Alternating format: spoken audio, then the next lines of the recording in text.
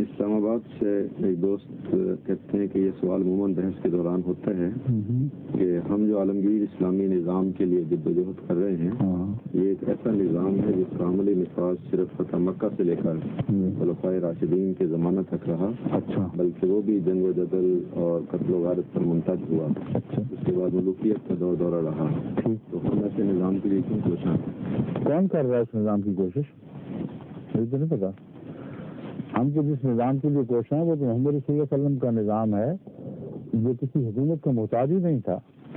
اس میں دن سے ہی دنوں پر حکومت کر رہا تھا، وہ انسانی فطرت پر حکمران تھا.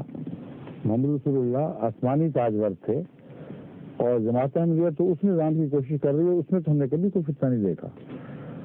اور یہ بھی جہلانہ باتیں ہیں کہ اسلام گویا کہ خلافت کے ساتھ ہی ختم ہو گیا. وہ مجددیت کہاں گئی؟ وہ بزرگ بے شمار علماء اور بزرگ جو متقی تھے جنہوں نے اسلام کی تبلیغ کو زمین کے کناروں تک پہنچایا ہے، وہ کس شمار میں تھے؟ آپ کا صرف حکومت پر ہی، آپ کی تان حکومت پر ہی جا کے ٹوٹتی ہے. نعوذ باللہ من ذالک. آپ کے نزدیک کامیابی کا معیار صرف یہ ہے کہ کب تک کوئی حکومت چلاتا ہے.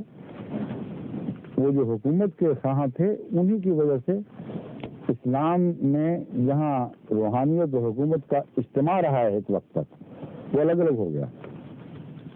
اللہ نے حکومت کی پرواہ کسی حد تک چھوڑ دی، پھر بھی خدا فضل فرماتا رہا. مگر جو اس کے رحمان رحیم کے بندے اس کی صفات سے متصف ہوتے تھے ان کا ساتھ تو کبھی نہیں چھوڑا.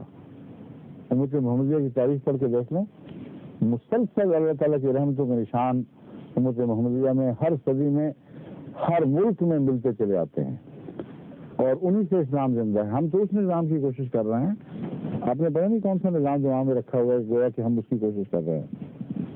ظہور مہدی آخر زمان